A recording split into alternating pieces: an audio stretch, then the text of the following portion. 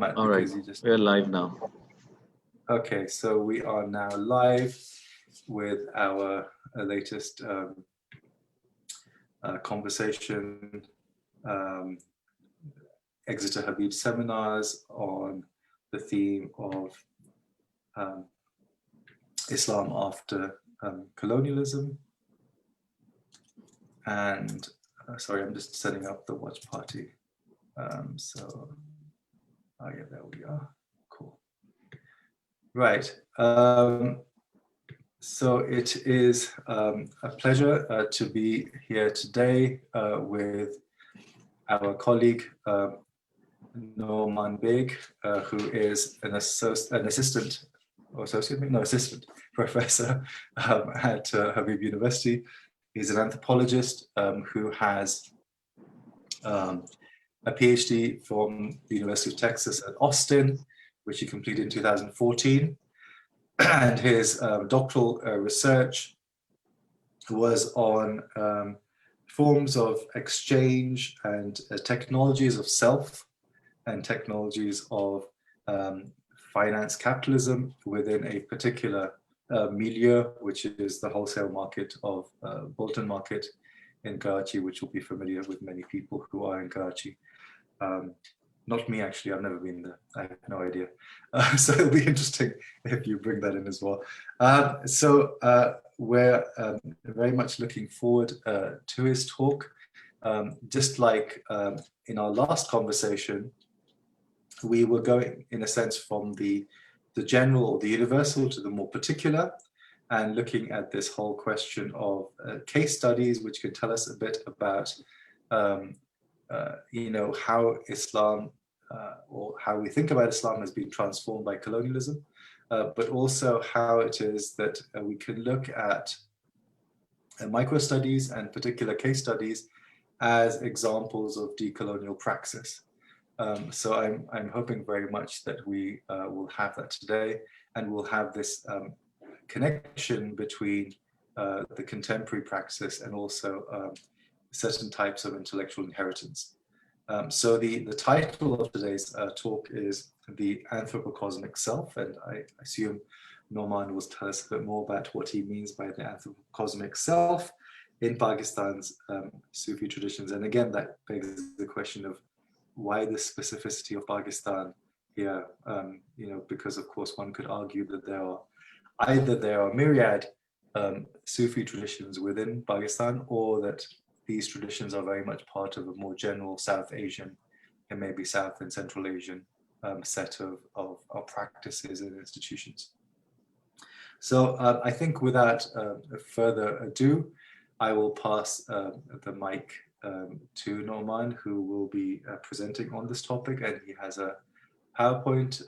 As our usual practices, he will speak for about half an hour or so, and we will start with me as the discussant, and we will open up to questions. So if you have questions, please put them in the chat on the Facebook pages, and we will address them as and when we can in a timely fashion. So Noman, please, if you would begin.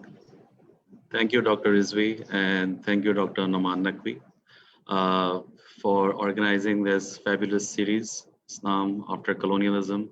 I am extremely honored and humble to be in the list of eminent scholars. My research is an ethnographic study of a Sufi circle who is involved in the meditational practices here in Karachi and Punjab. I did this research started in 2012 and 13 when I was doing my PhD fieldwork.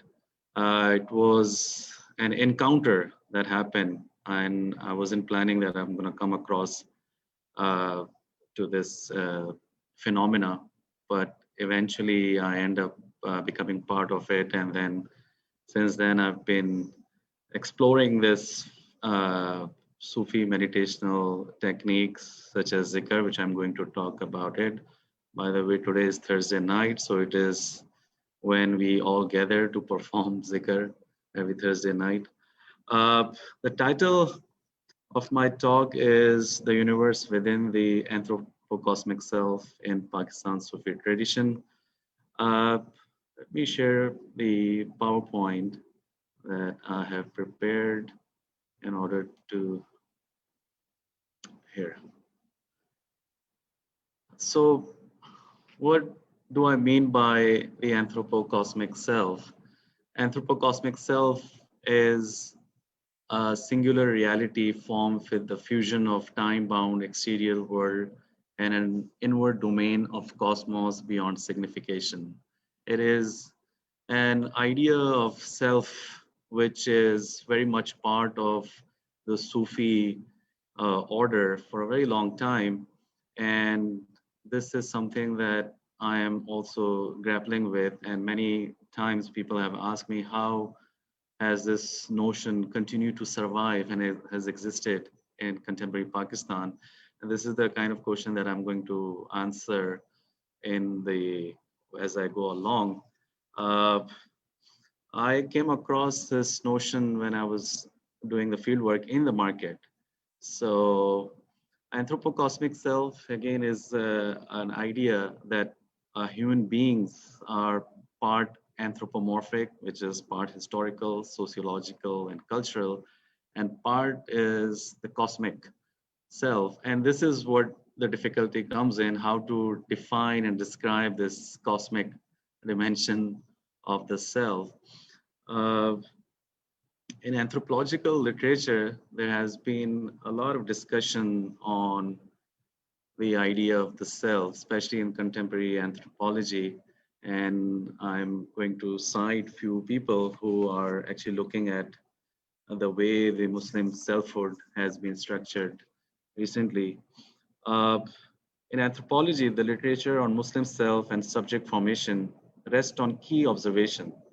The central feature of Muslim self-formation is that Muslims all over the world are actively cultivating themselves or are passively subjected to certain disciplinary regimes or rituals to become a virtuous self of an ethical community. Both approaches have given new insights into contemporary selfhood. This way of approaching Muslim rituals fixes a teleological end to Islamic practices, for instance, an idea of a virtuous community yet to come. In everyday life, however, Muslims, like all other communities, find themselves to be in a state of becoming and fragmentation or a non-unitary agent. This is Catherine Ewing's work, which she mentions that actually self is a very non-unitary or fragmented self. There is no fixed identity of the self. Uh, the recent another work that has inspired my study is Saba Mahmood's influential work on piety movement in Egypt, where she talks about the cultivation techniques and how it gave rise to a pious subject, where she says, uh, yet some politically motivated agents strive to form a coherent self by aligning with a supposedly unified normative order. For example, a Salafi-inspired piety movement in Egypt seeks to cultivate a pious subject by surrendering his or her desire to convention, which in returns makes, and she says, a condition for the emergence of the self. Uh, Recent scholars in anthropology are also arguing, well, there is a normative Islam, there's a normative order, but there is also a historical condition in which the Muslim self or subject exists. So in order to think of a Muslim self, we need to take into account the fragmentary nature of the everyday life, which doesn't allow a complete like emergence of a unified Muslim self. This is always going to be fragmentary. The modern Muslim selfhood from Morocco to Malay is a widely discussed topic in anthropology. The ethnographic investigation shed new lights into everyday practices as a constitutive of subject formation. It presents the Muslim self either as a pious subject of a virtuous community or stays in the process of becoming. In all cases, the self formation rests on the senses. That is, The constitutive elements for subject formation are listening, seeing, touching, smelling, tasting, dreaming, etc. For instance, a middle class Muslim listens to Dars-e-Quran or sermons in Lahore and Cairo, which then molds her acoustic sensibility to become a pious Muslim. In these studies, the Muslim self continues to inaugurate itself on the senses as an ontological ground for subject formation. Because the existential foundation is sensory, Muslim subjectivity always already rests within a secular chronological time of past, present, and future. And this is my, uh, you know, you can call it an intervention in the anthropological literature or Muslim subject formation. Basically, I'm trying to argue maybe we need to look Muslim subject formation beyond the sensory or look into a more trans-empirical selfhood, which does not really fit neatly into the chronological time and space. So I borrow certain vocabulary from Sufi discursive tradition, which looks at reality in a modular form, which start beginning from a purely physical state or a base soul, which is Nasut, one ascends into an angelic realm, Malakut, then into a spiritual domain, Jabarut, and then finally elevating to a higher state of being, Lahut. The final state of Lahut is a prelingual and non-representational reality out of time and space. It is the domain of God. Having such a multiverse adds dimensions in perceptions. Things appears not just in a physical form to a perception that would only satisfy a consciousness of Nasut. It appears in plurality, in its meaning, aesthetic, abstraction, cognition, etc. The attribute of non-existence or non-appearance, something that stays a potential in a zone of not yet, too shapes perception. Uh, this is the kind of framework that the Sufis have given to us in terms of understanding the reality. Let me go back to my ethnographic account. How do I come to this? This is when I was doing my fieldwork in a currency exchange shop. A currency dealer who I was talking to, he mentions this. He, he mentions this Quranic verse, remember me and I'll remember you, from the chapter The Cow, often recited by Amir, who works as a currency trader in Karachi. My immediate question to Amir was, who is remembering who? He would usually respond by saying, you remember yourself, apna aap, and the self will remember you in return. Although in conventional understanding, the statement refers to remembering God, Amir conceives God as an immanent reality existing in an inner self inside every individual. Through zikr, he negates his socially produced self and strives after the true self, believed to be hidden in the deepest recess of interiority. In the process of negation, Amir discovers affirmative states of contentment, effortless rest, and tranquility. To elaborate on it further, he drew a chart on a piece of paper outlining a traditional ontological structure in which mineral, plants, animals, human, angels, celestial sphere, and God form a great chain of being. We, and I quote him, we as humans are at the level of minerals, symbolizing a passive and dormant nature. We need to strive from the bottom up to the highest level of divinity located inside oneself, elaborated Amir. Somewhat surprised at his knowledge of an archaic view of emanation, I asked him where did he learn this view of existence. He replied, my Murshid, Baba Jamil taught me, and also taught me the technique of zikr as a way of ascending within one's inner self. Amir's emphasis on inner self, apne andar, though not unique to Islam, is a central feature of Sufi thought. It is, however, somewhat perplexing to hear an esoteric view of existence, especially from a currency trader who is engaged in a rational logic of market exchange. His view nonetheless signals an intermingling of two seemingly opposed domains of commerce and cosmology in post-colonial Pakistan. Now, Amir, who's a currency trader, he is engaged in this view of existence, which is which forms a great chain of being. And he is also engaged in the Sufi meditational practices of zikr, which he had learned from his Piro Murshid, Baba Jamil. I'm going to give you uh, a context in which Baba Jamil and his Sufi circle is operating, and I call it Piro Murshid as a transmitter of dispositions. Okay, uh, how that knowledge of anthropocosmic self gets transmitted throughout ages, throughout centuries, throughout certain generations. Uh,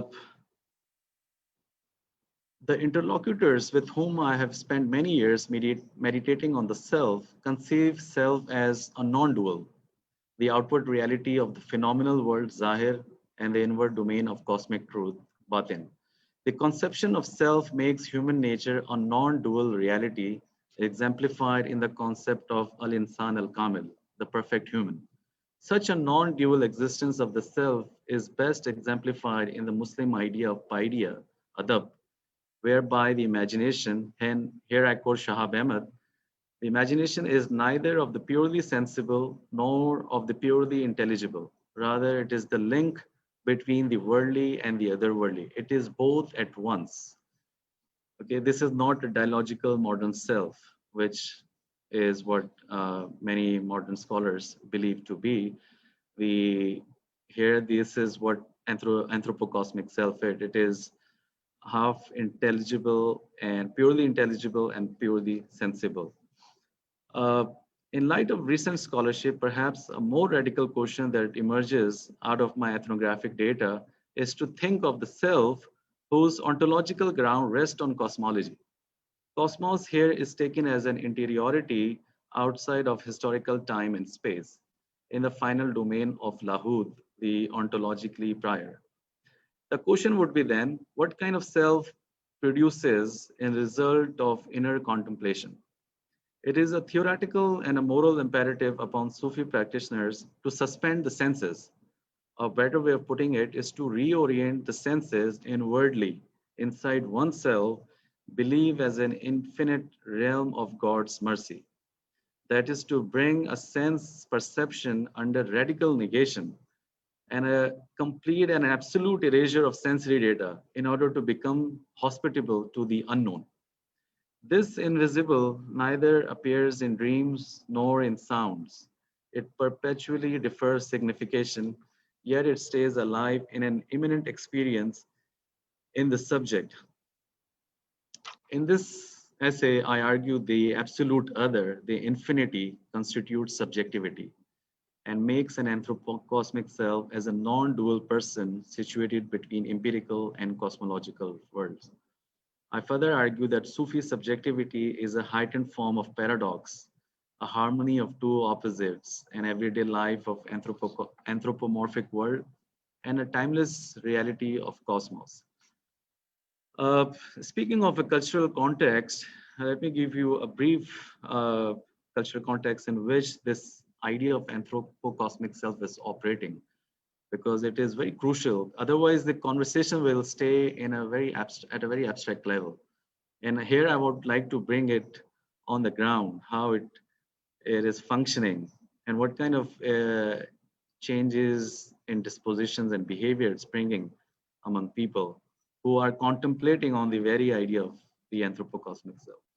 In his mid-50s, Baba Jamil is a spiritual master who heads a small Sufi group in northern Punjab in a village near the city of Gujarat. Most of Baba Jamil's disciples are ethnically Punjabi, male, and come from a rural agricultural background. After serving for 35 years as a truck driver in Pakistan's army, he spends his retired life in a role of spiritual master. Married with 4 kids, 3 daughters, and 1 son, his family is part of a larger extended kin network and belongs to an ethnic caste known as Gujar. For the longest time, he was a disciple of Sufi Pir Naqibullah Shah, whose shrine is located near Lahore in Kasur. In Karachi, Baba Jamil's circle comprises a few men engaged in masonry who come from the province of Punjab. They work on daily wages, earning around rupees 2,000 per day. As an Urdu speaking individual, Amir, who I have mentioned as a currency trader, he is the only native of Karachi and has become a key player in the group, performing zikr for more than 20 years now and generously contributing towards the financial expenses of the Sufi order. His association with the Sufi community came at a time when he was experiencing a financial crisis in his business. His currency business was going down the hill, and someone introduced him to Baba Jamil, who actually told him that instead of giving you the money, why don't you learn the technique of self cultivation? Why don't Baba Jamil, according to Amir, he said, Baba Jamil gave me the technique of zikr and he started performing. And through that practice of meditation, he started to gain some kind of inner peace. Although there are very few female disciples, some are disciples' spouses. Performing zikr in a company of Baba Jamil is an exclusive male activity. Women are usually present at the time of yearly festival on May 5th when all his disciples and their family members gathers in his village. While men take part in ritual activities such as in zikr and devotional singing and dancing, female members usually observe from the margins. Neither Baba Jamil nor his disciple strictly reinforces segregation between male and female. Yet there is a code of conduct one must follow in order to keep a respectable distance from the female area. Historically, a male-dominated ritual, women-led zikr circles are becoming increasingly popular, calling into question centuries-old gender binaries and redefining the way one conceives spiritual exercises. Uh, there is so much to talk about the cultural context. I'm going to jump to uh, the idea of how such an imagination of anthropocosmic self continue to survive in contemporary Pakistan, and how come the self-imagination ritual of remembrance survive? In my view, such an idea of the self is transmitted orally through Sufi lineages, shajara, also known as brotherhoods. The spiritual lineage or shajara are genealogies of Sufi brotherhood. Every Sufi order has a lineage which serves as an unbroken chain of transmission of knowledge. Sufi also draws sacred validation by being in a change of authentic genealogies.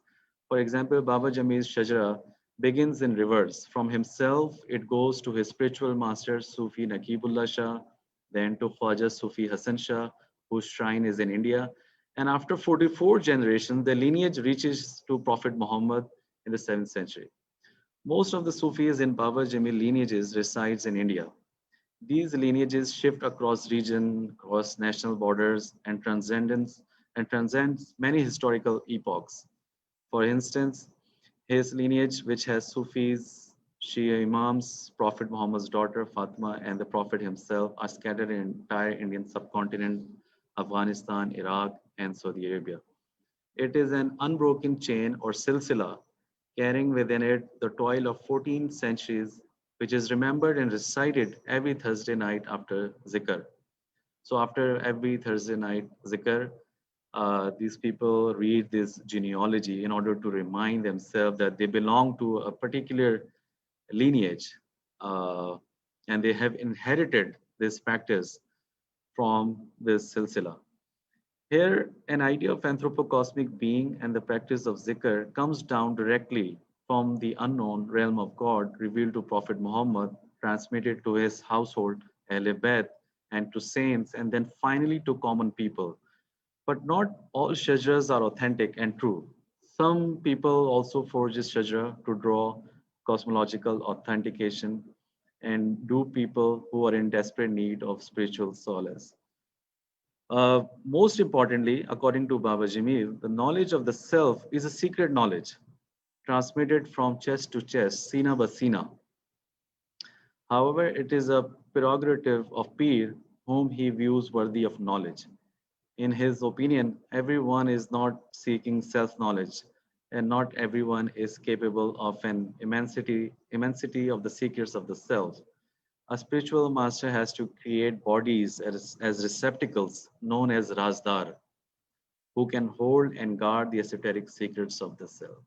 So basically, the Piro Murshid, he creates those bodies which can contain the secret of the self, and he calls those people Razdar. So it is transmitted Sina Basina to the common people. And in Sufi, if you read Punjabi Sufi poetry, there are many instances where Sufi poet talks about the spiritual significance of the Piro Murshid. A famous one is the 17th century Sufi poet Sultan Bahu, where he talks about Alif Allah Chambe di Booty, Mere Murshid Man Vich Laiyu. Is in Sufi folk poetry, Murshid Pir is represented as a true master who pierces through a veneer of ego and plants zikr in a disciple. The transmission of a prayer formula, dhikr, from a master to disciple, for example, is described as an injection of seed into the soil or a womb of the disciple.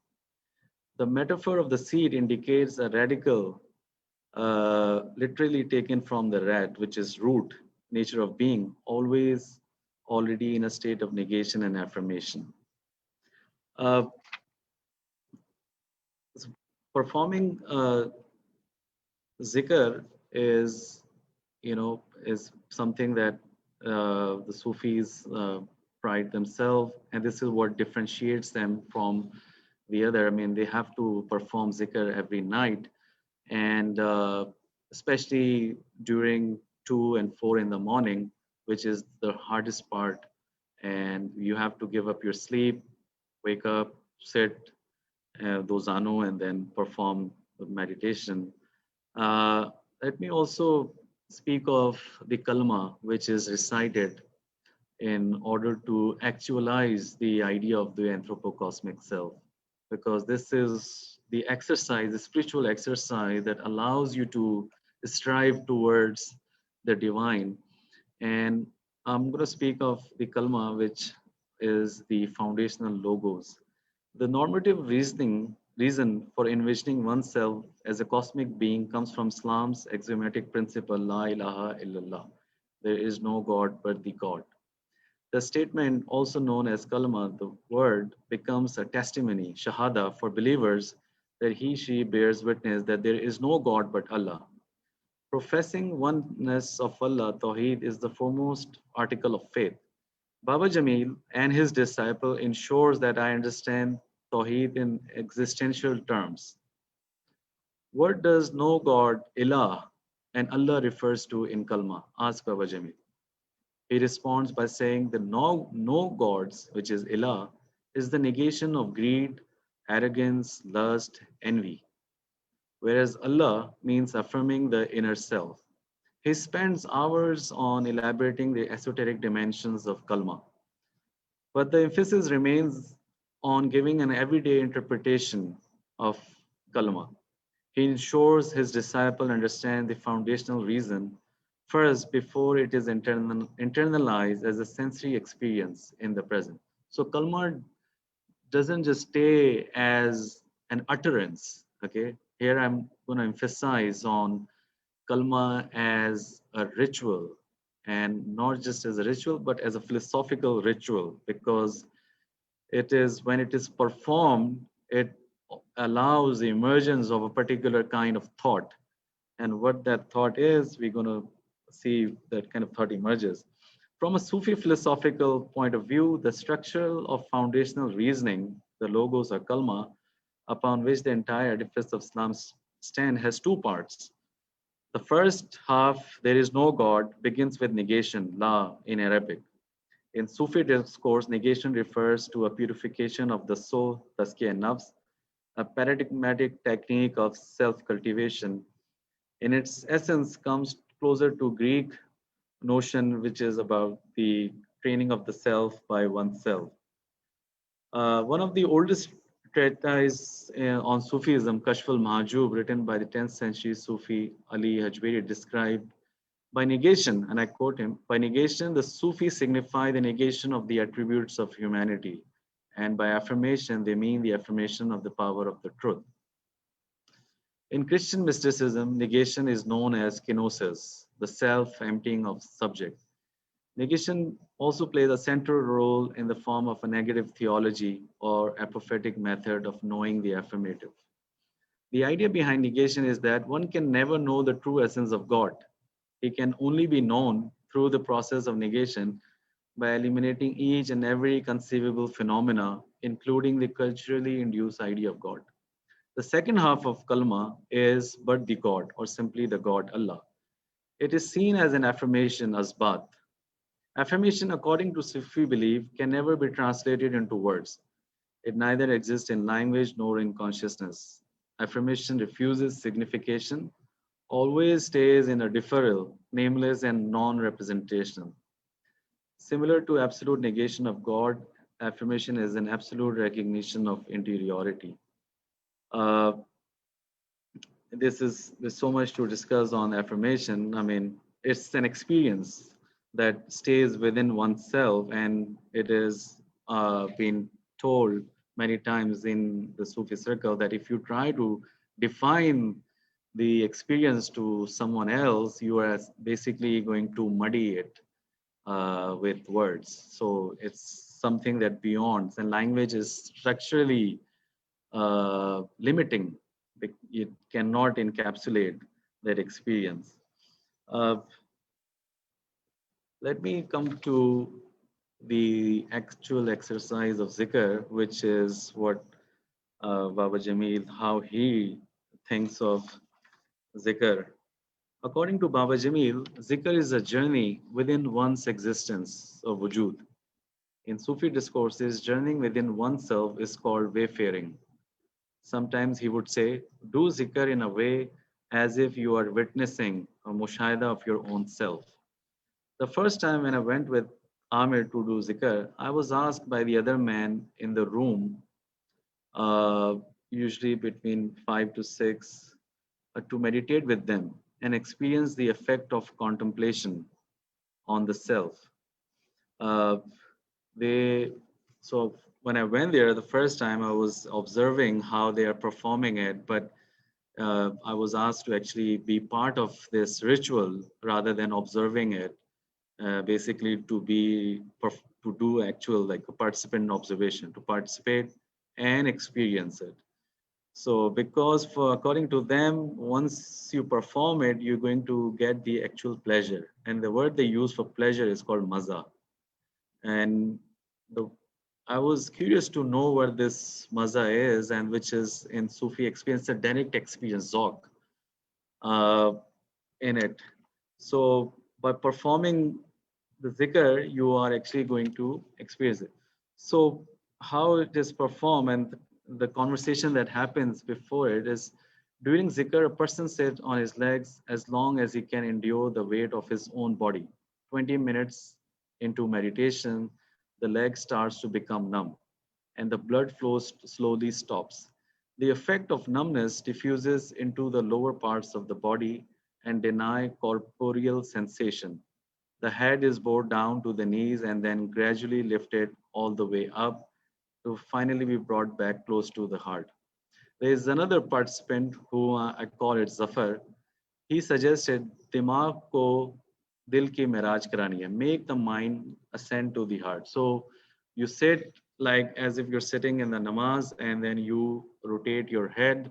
And when you're rotating, you make sure you are reciting the kalima and the la ilaha illallah. The Allah should come to close to your heart.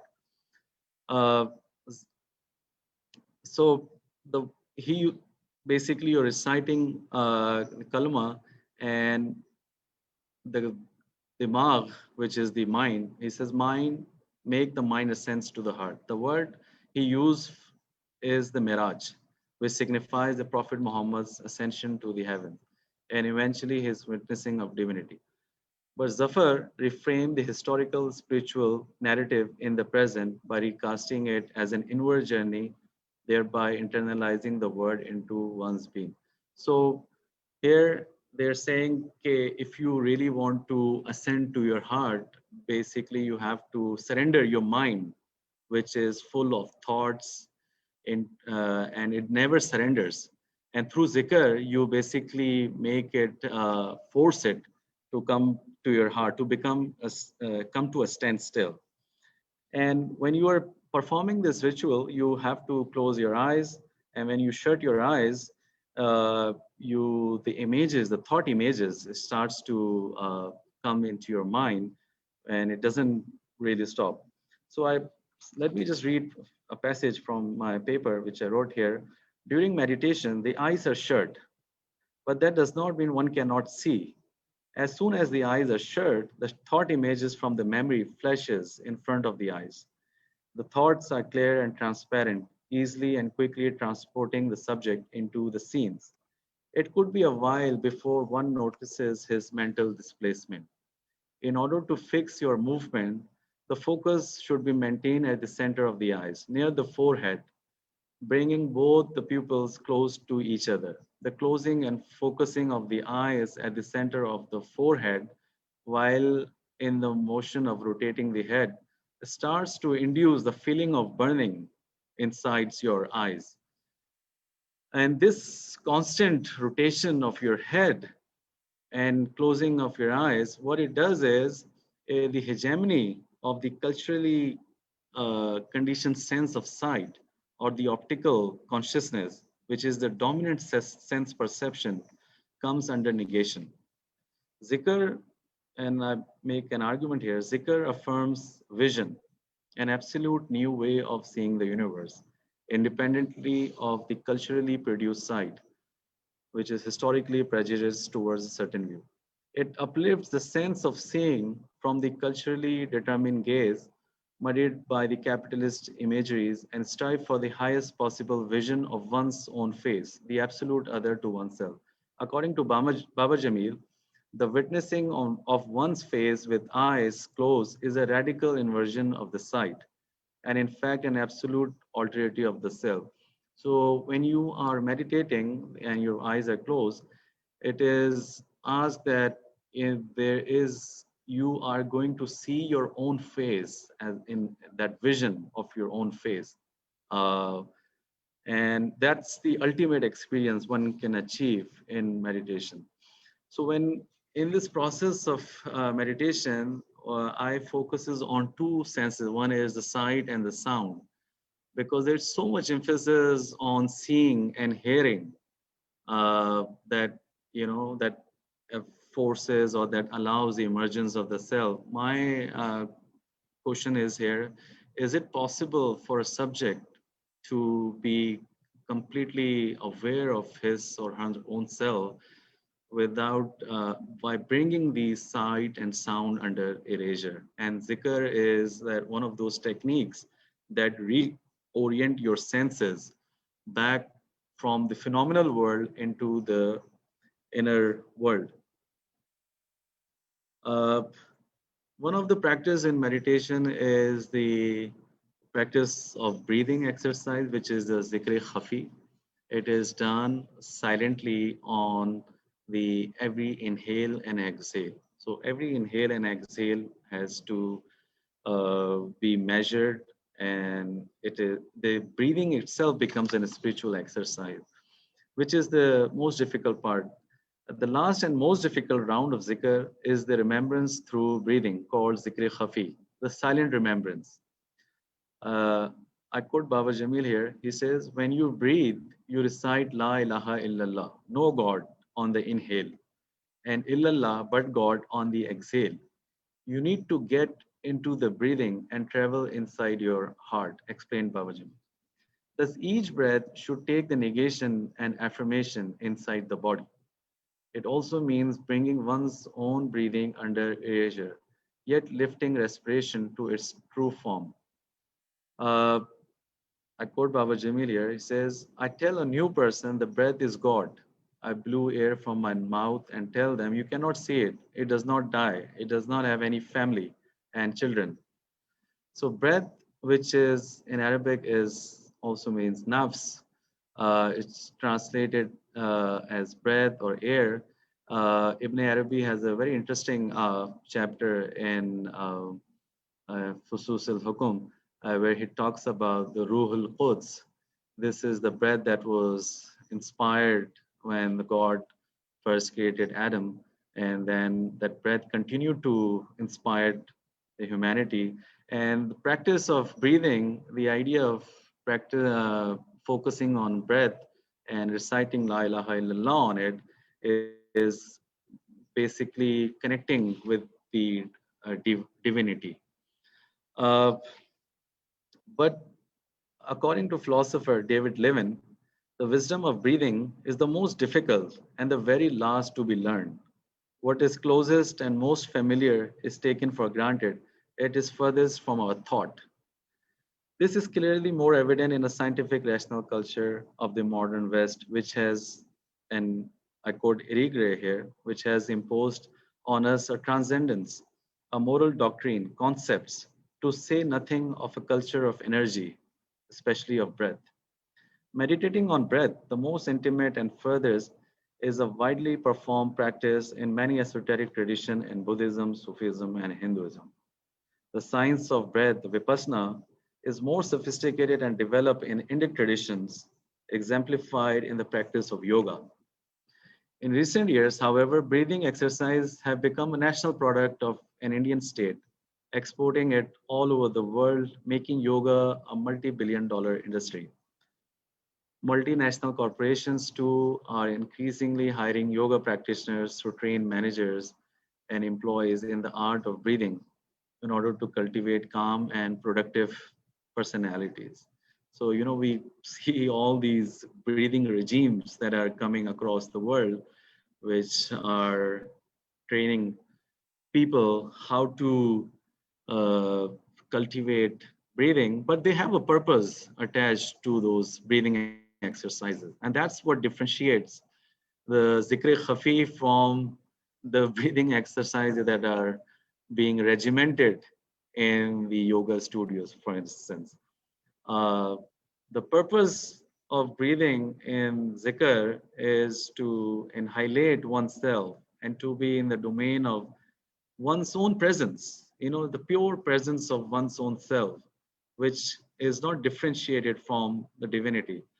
Whereas in the yoga, the way it has been marketed, not in the historical sense, the modern yoga, which is being directed, you cultivate a serene self in order for you to become more productive for the capitalist enterprises.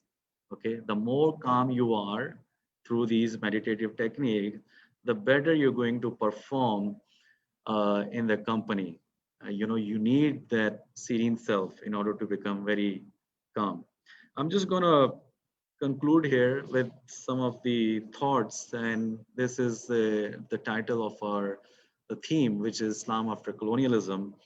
Uh, After looking at this whole ethnographic account, one wonders why and how these exercises continue to survive in contemporary day and age. Uh, there has been discussion on that Islam has been so much uh, reconfigured or deformed in the colonial period, but maybe there are some fragments and traces that continue to survive in this secular age, you can call it, or a scientific age. Those fragments or traces you will discover if you try to search, and you will encounter it, not in a holistic or if there was such a thing as like a holistic thing, but I had come across those fragments and traces. And this zikr and the anthropocosmic self, which people believe in it and they try to ritualize it, is one of those fragments. And there are many more examples that I can bring in, which people continue to perform in their everyday life. And I think I'll mention it as we have more question and answer. I'm going to stop here and give the floor to Dr. Rizvi. Thank you, Noman. I think if you stop sharing your screen so that we can Stop screen, okay. Yeah, that's good. Okay, right. So Thank you for that. There are lots of questions which have arisen, and I'm sure people will have questions as well. So I will maybe just start off with one kind of general one, and maybe a couple of specific ones. Sure. The general one, I guess, is one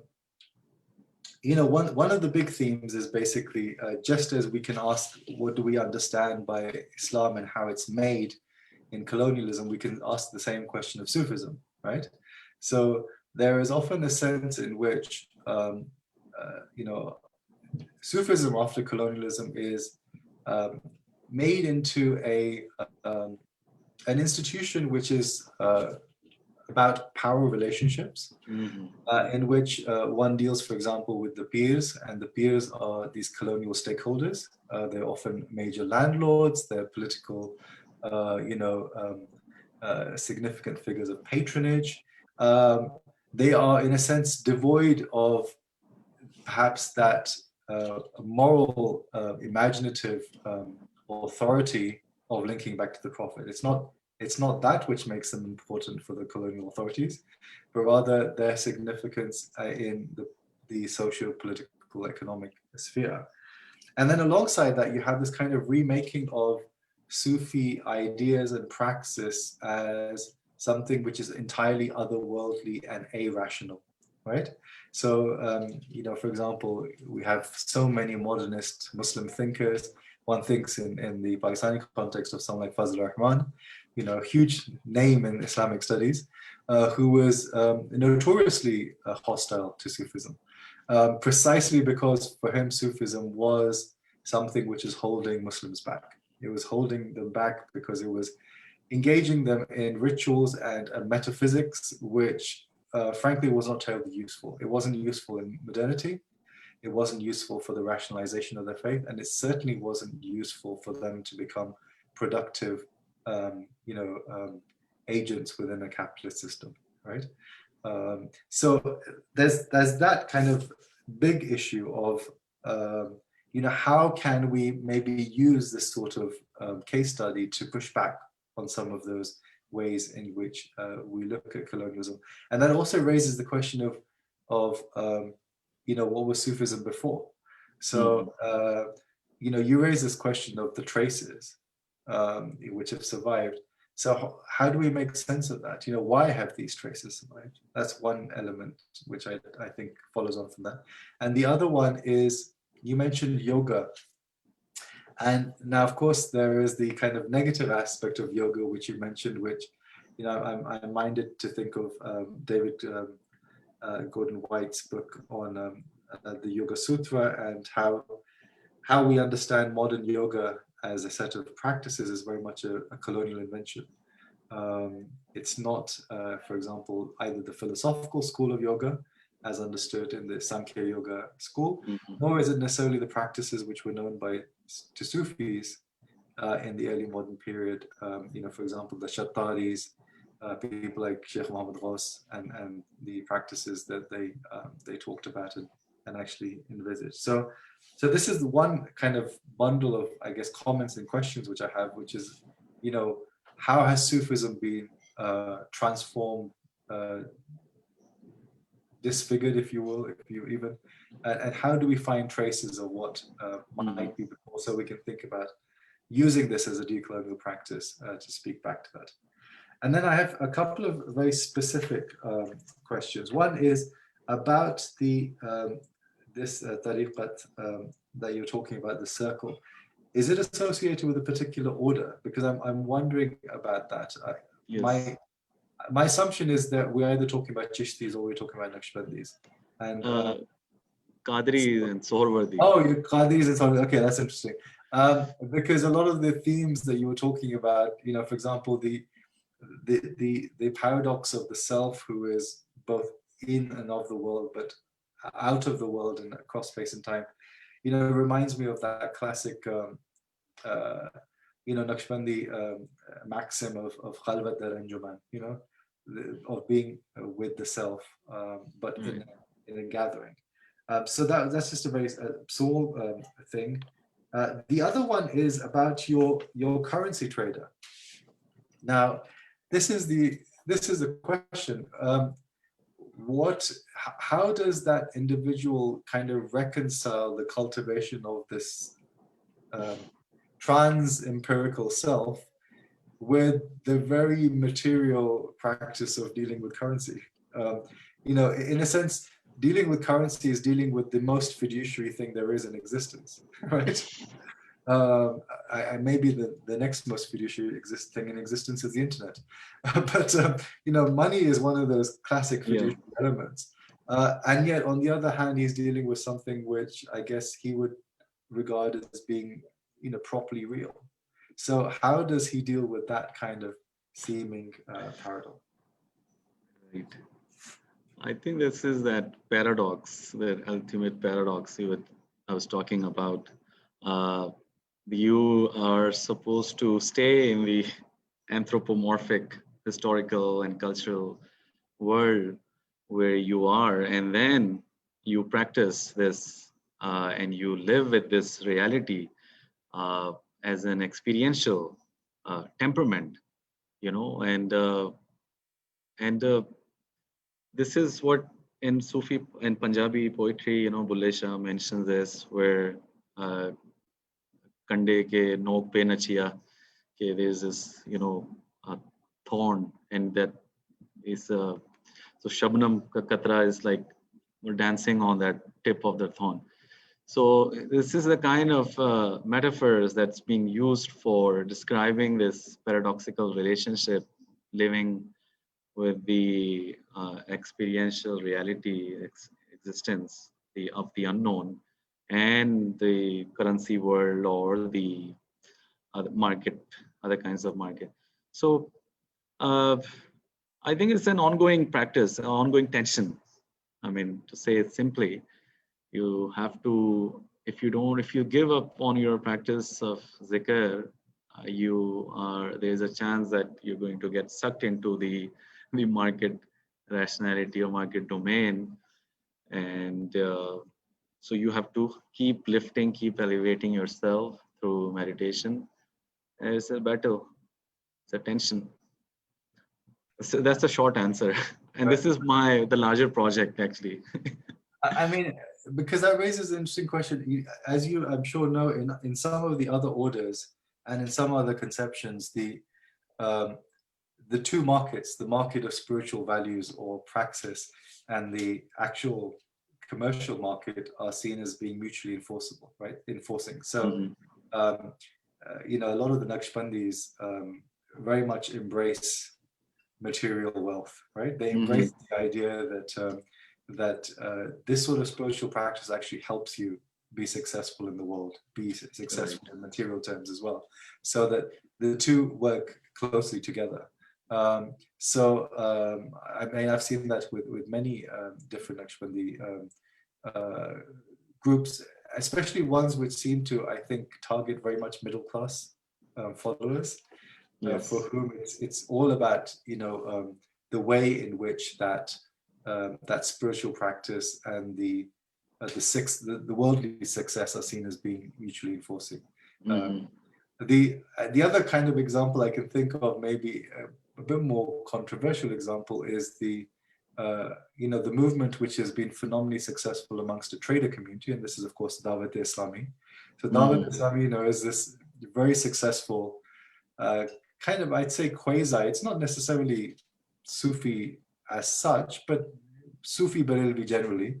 And of course, it emerged from the Noman community, which was very much, I guess, a trader community in that sense as well. So those are two examples where it seems that it's not so much a paradox, but it's rather a complementarity of the two.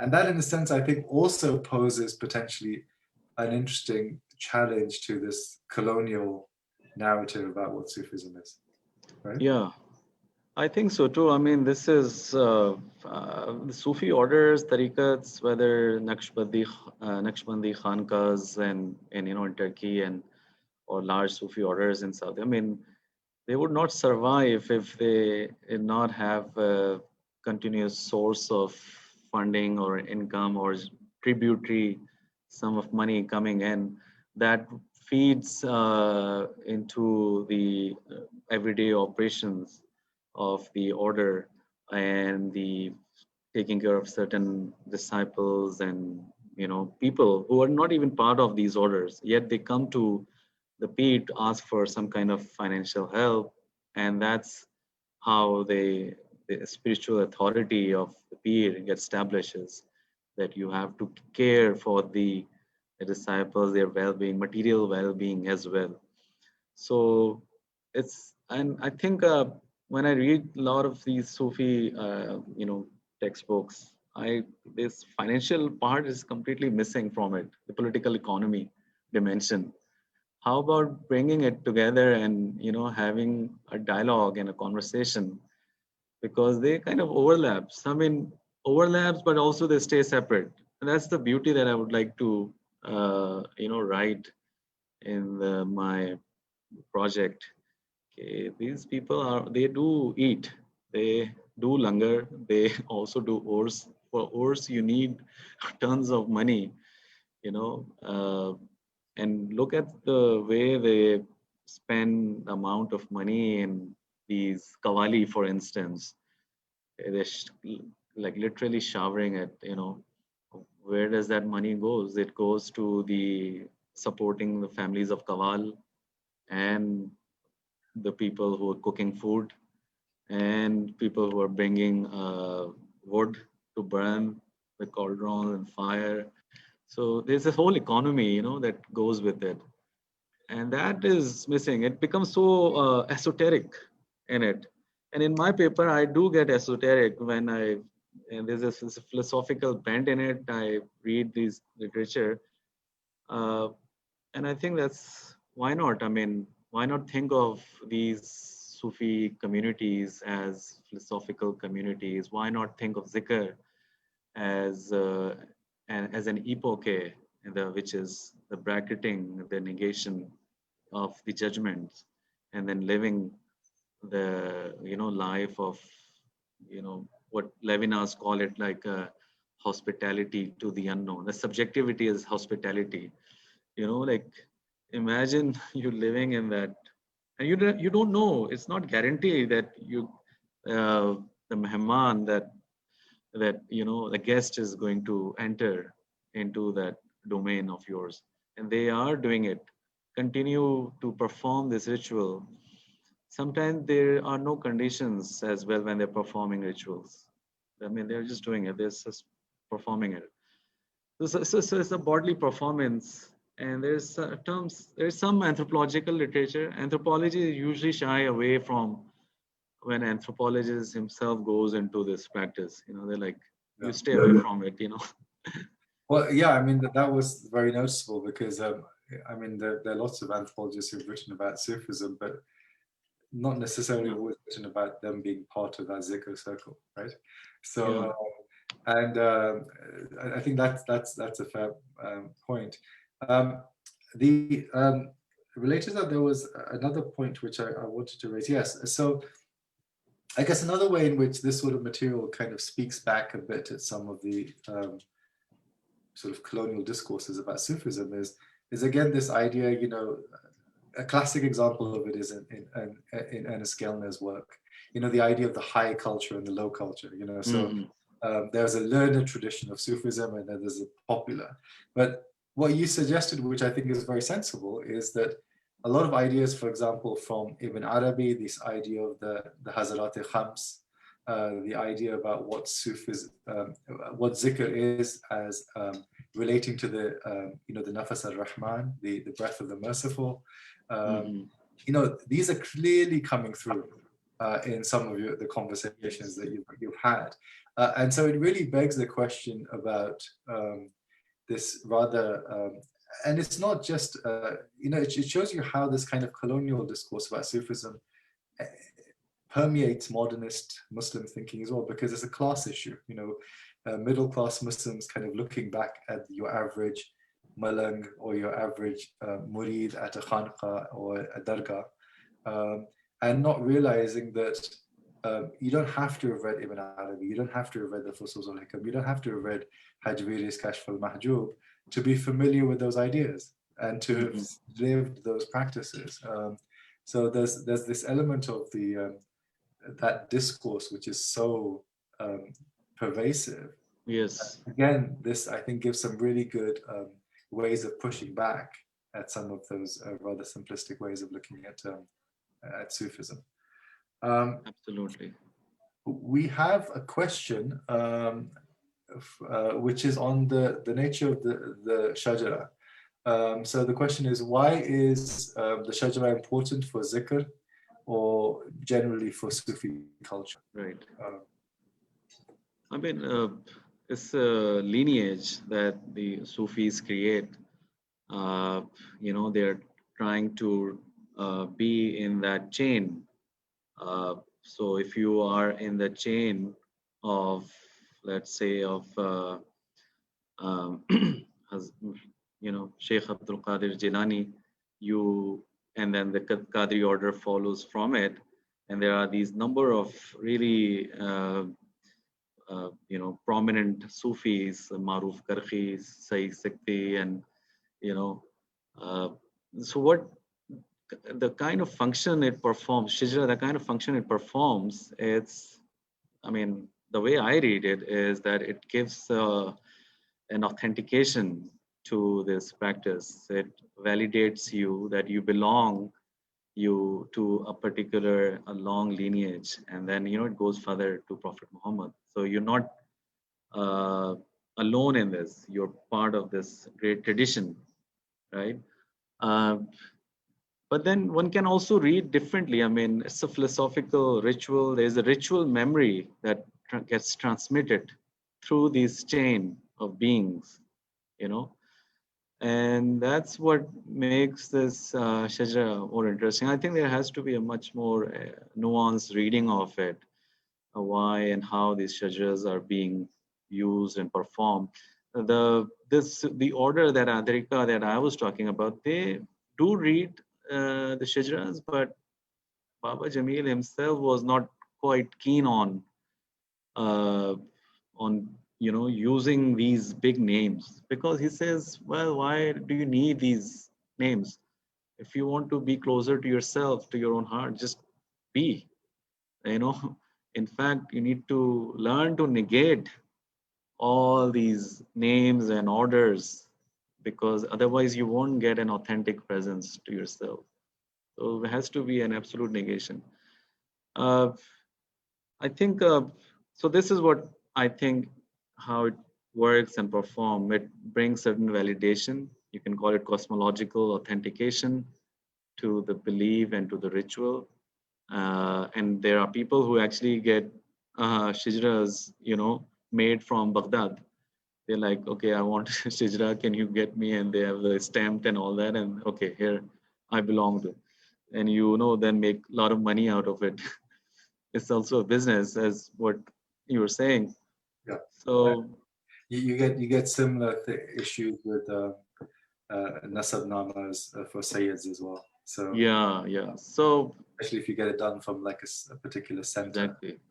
Yeah. But I mean, I guess one thing here is that I think you mentioned at one point this question about the authenticity of the shajara, right? So Yes. why, in a sense, how would you even determine that? Because as you know, it's actually very easy to falsify something like this. Yes. Someone can make a claim that, oh, I have authority from my peer to do this, and could link in to a particular shajara. You can nowadays just Google one, and you can make one up quite easily. Um, I think, for example, with the Naqshbandis, where they have the Khatme Khajagan as part of their ritual, there's a sense of being associated with a particular conception of history as well, which is important. But generally, I'm not quite sure why it would be important for daily ritual for anyone to consider the authenticity of the shajara, especially if, as you said, this particular piece is saying that it's more that he is kind of like the this classic metaphor which is used. He's like the midwife of the soul, right? So he's the one who's helping you kind of give birth to yourself, right? Yes. So why would it matter who are the links between him going back to the prophet? Yeah. That's true. But I also, what you were saying earlier, when I encountered this practice and this whole idea very ethnographically. So as an anthropologist, I focus more on rituals. So it was performed, in front of me, and I got into it. It's from I went to the text after performing those rituals. First observing those rituals, then I discovered that Ibn Arabi had said something about zikr or about the breath. I discovered very late also something, and that even I went very in a very eclectic sources, like even Plotinus. When I was reading Plotinus, reminding me of like so much resonance between the experience that he's talking about. You read Dara Shiko's Majmu'at al-Bahrain, where he is talking about, not in that book, but there's another book, forgetting the name, where it talks about meditation and the breathing exercises. And it reminds me of, this is such a world that the rituals and the text are kind of somewhat in conversation. They're not disconnected with each other. So there is a historical experience that exists. There is an experience that these people are talking about. Uh, there's another point I would like to mention about anthropocosmic being. If there's a lot of recent work that has been done in Latin American, Amerindian cosmologies, where they're looking at the cosmopolitics, where they're looking at being as cosmic beings. So for them, the cosmology is the relationship with the alterity, with the other, and that alterity is very much situated in the natural world, plants, animals, and they're making an argument going beyond the Western Euro-American inheritance of the self into the non Western idea of the selfhood. And so they bring in cosmic dimension in it. And so I'm also having some conversation with that literature in my larger project. Okay, perhaps in ontological anthropology, we need to bring the Sufi dimension of cosmology or zikr practices, and to think of ontology, the way of being in the world. Because the other that I am referring to is beyond the nature, beyond any kind of signification. Yet it is an experiential substance and reality. Yet we are living with it. We are feeling it. It's an ehsas for many people. I mean, certainly that at that level, you have this notion of this self which is beyond the senses. The And again, when you were talking about that and the finding of true self and ultimately of God, one thinks, of course, of the famous hadith, or whether you want to call it hadith or not, "Man arafa nafsa fa'arafa rabba," Yes. which of course is ubiquitously cited, but also the idea that of the human as you know a microcosm. So the human not just as the face of the divine, so that you search for the divine within, but also Mhm. the human insofar as perfect human comprises the cosmos, is a alam saghir, as Right. the term is, and that I think certainly is there in many sorts of texts. I know more Mhm. about texts than I know about practices, but that's widely attested, and also the idea of where the human fits within this cosmos. So in this great chain of being, how does the human relate to the horizontal as well as the vertical, right? Yes. So horizontally, you have a number of philosophers and Sufis who've adhered to notions of, for example, panpsychism, that everything is conscious. So that obviously one would have a relationship with the other elements of the cosmos. And that in itself also is a reflection of Quranic material. So even in the Quran, you have discussions about everything having a hashar, everything having a resurrection, which then begs the question of,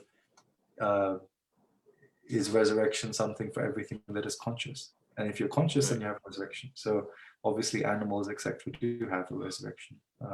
And that again is something which is discussed. Ibn Arabi discusses that as well in the Futuhat and so I think that's certainly there as well. Let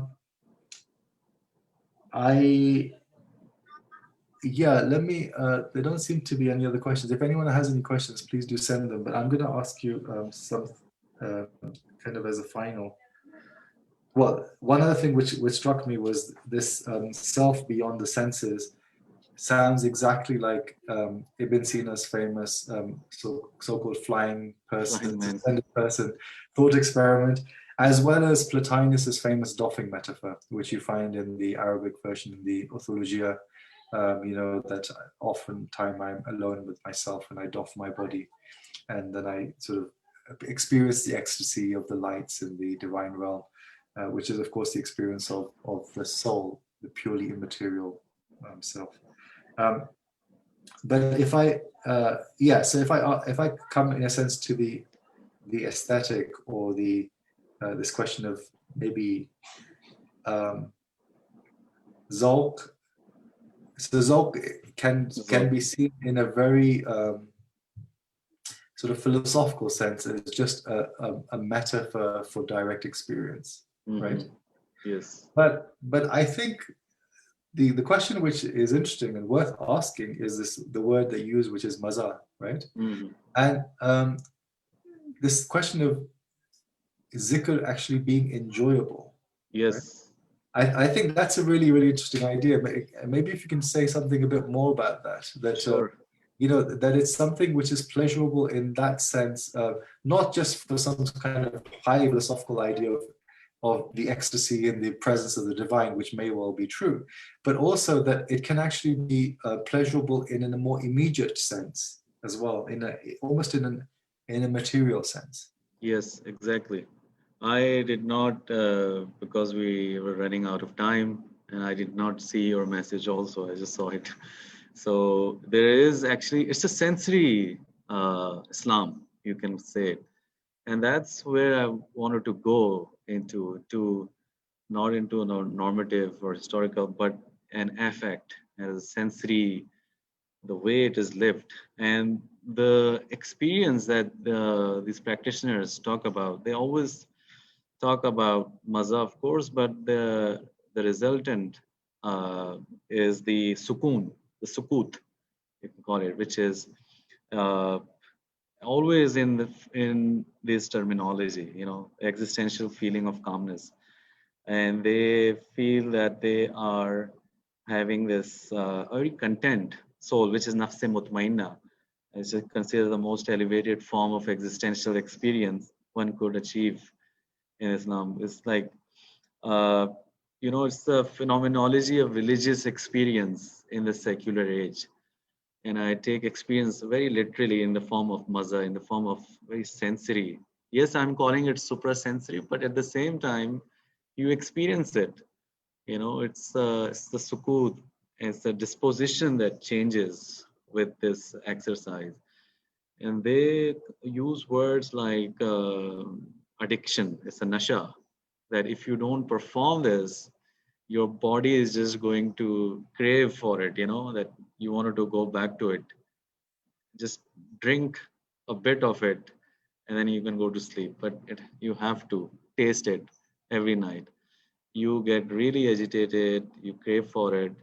So, it's very embodied. So the legs must have to feel like what it feels to be in that position, in that posture, which is a very humble posture. It really places you, in front of your own self and your own Lord.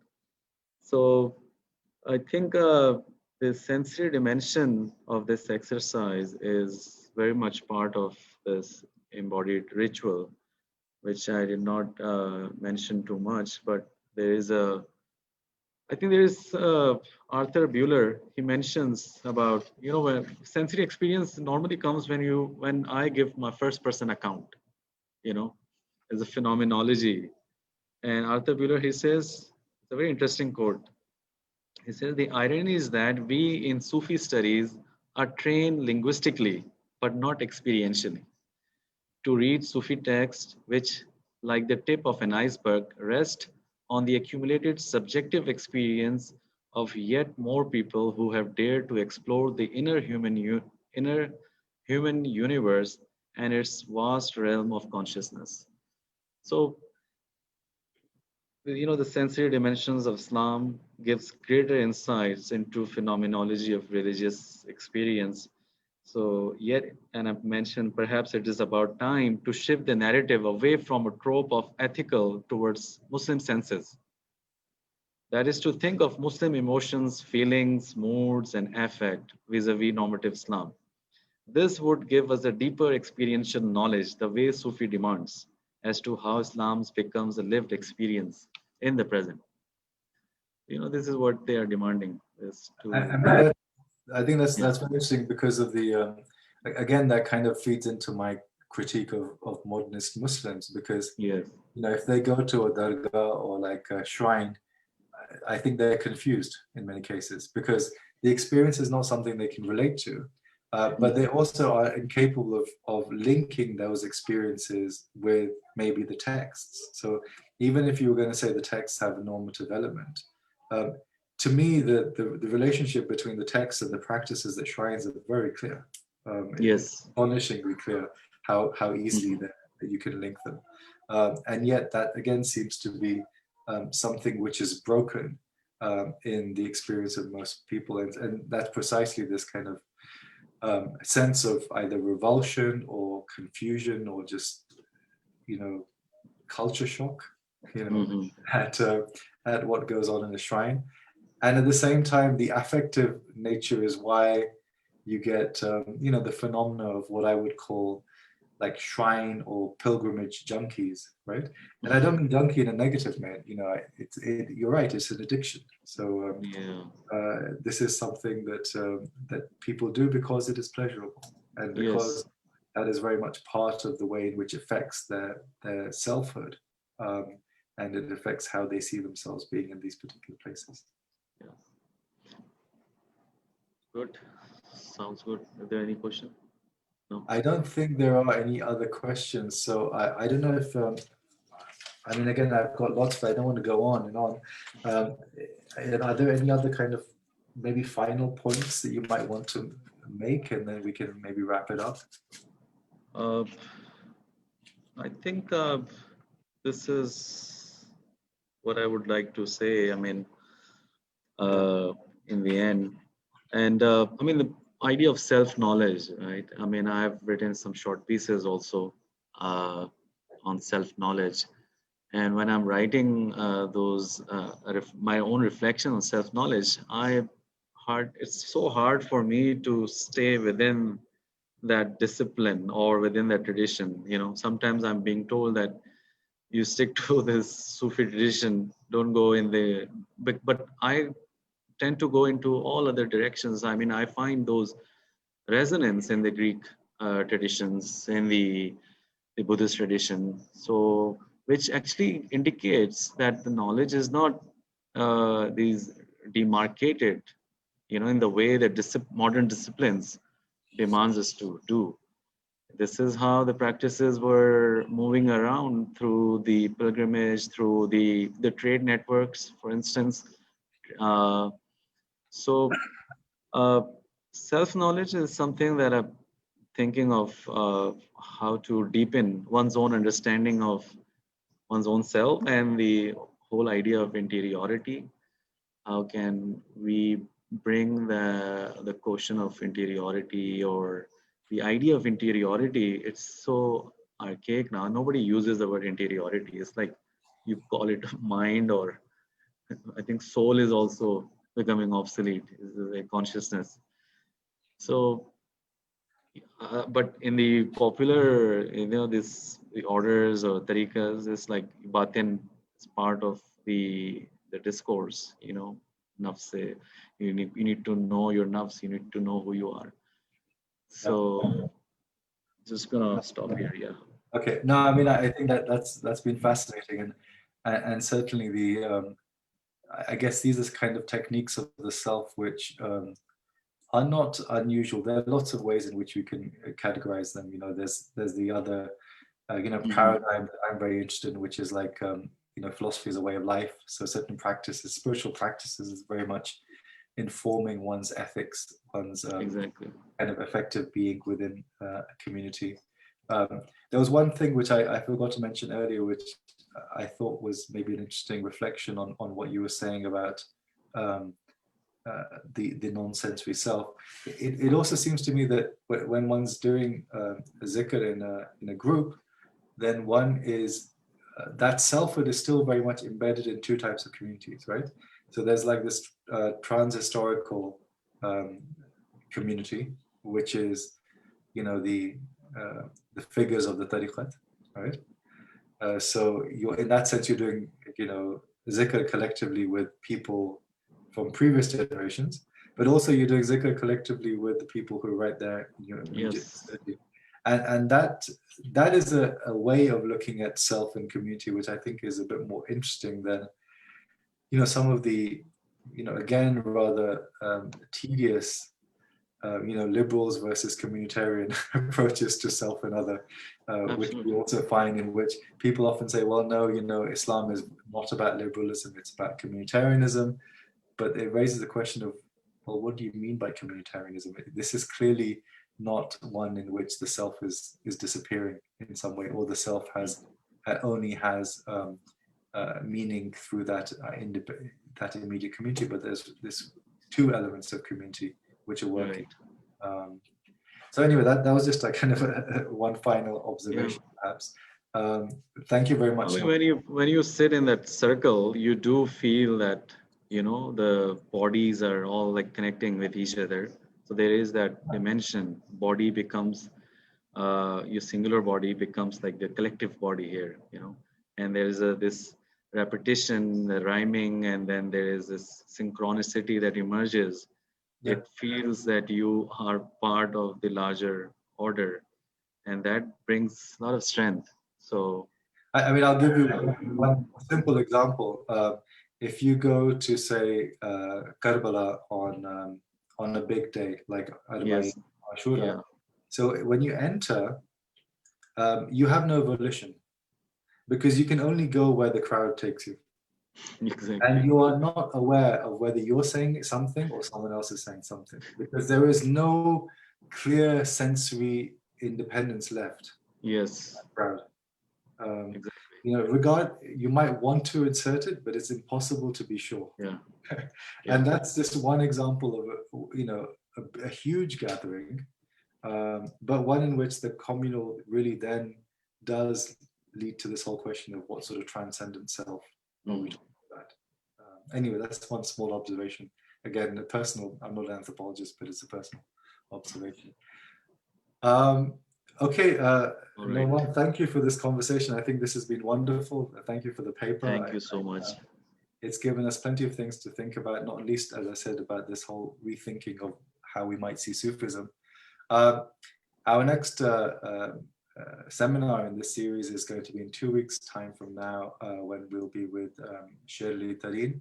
And again, we'll be talking about Hindu-Muslim encounters, but perhaps in a slightly more modern context than the one in which Shankar was talking to us about a few weeks ago.